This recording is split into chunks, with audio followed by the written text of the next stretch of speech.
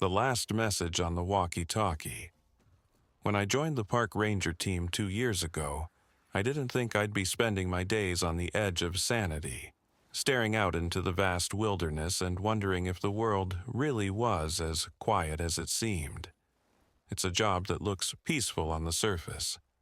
Long walks through forests, checking trails, keeping an eye out for fires, and maintaining the serenity of the place. But there are things in the forest, things you can't explain, and they only seem to get worse the deeper you go. This is what happened to me. It started with a simple night patrol. I was assigned to a remote, little-used area of the park, a patch of woods most rangers avoid because it's hard to get to and, honestly, it's a little too close to the old, abandoned campgrounds. The stories about that area were always the same. Strange sounds, lost hikers, sudden drops in temperature that didn't match the weather, and the feeling of being watched. The kind of stories that you brush off until something happens that you can't explain. It was supposed to be a routine shift.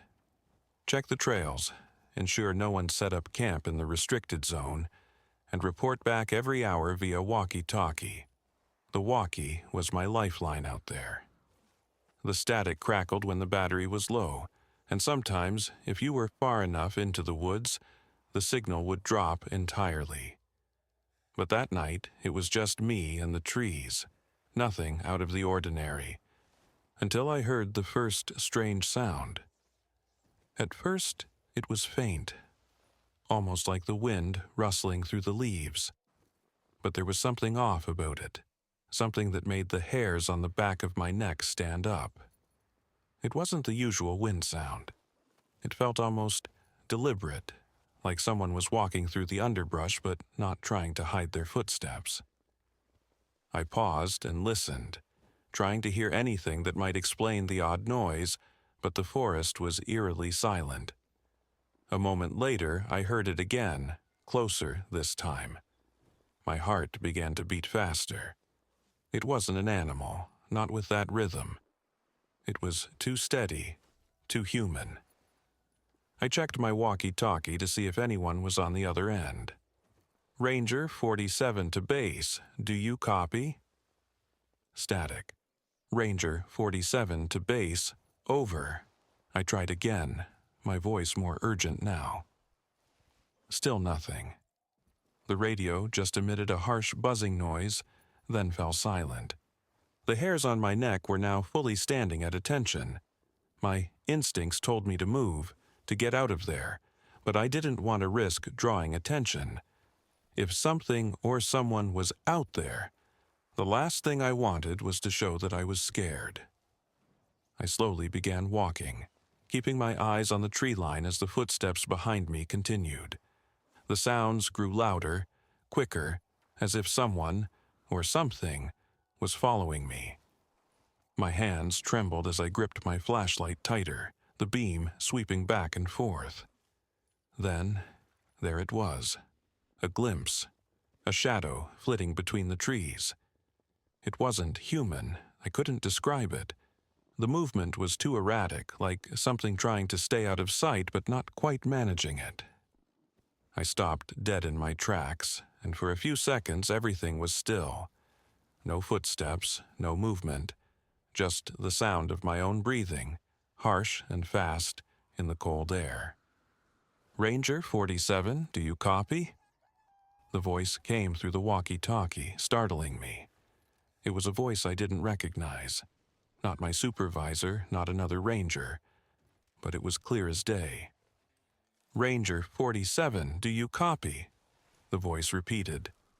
It sounded like it was trying to speak through a veil of static. The voice was distant and faded, but unmistakably human. I pressed the button to speak into the walkie. This is Ranger 47. Who is this? There was a long pause, the static growing louder, before a single word came through. Run. The hairs on the back of my neck prickled again. Who was this? How did they know I was out here? How could they have known what was happening? My heart raced. I didn't have time to figure it out. I turned on my heel and ran, the flashlight beam cutting through the dark, bouncing off the trees around me. I could hear the footsteps again, but this time they were ahead of me, moving faster than I could ever hope to. Something, or someone, was closing in. "Ranger 47, do you copy?" The voice came through again, calm, almost like a whisper now. "Where are you?" I gasped into the radio, breathless as I stumbled over roots and rocks. The voice didn't answer right away. Then, just as I was about to reach the clearing, it came again. But this time, it wasn't a command. "It's too late," the voice said, soft and chilling. "You're not alone anymore." I looked around, every tree seeming to hide something, every shadow now a potential threat. The footsteps that had been following me earlier were now in front of me, coming closer with each passing second. I felt a presence, something intangible but overwhelming, standing just beyond the edge of the flashlight's reach. And then the radio went silent. No static, no voices, just silence. For the first time that night, I allowed myself to look over my shoulder. There, standing at the edge of the trees, was a figure. Tall, too tall, and covered in shadows.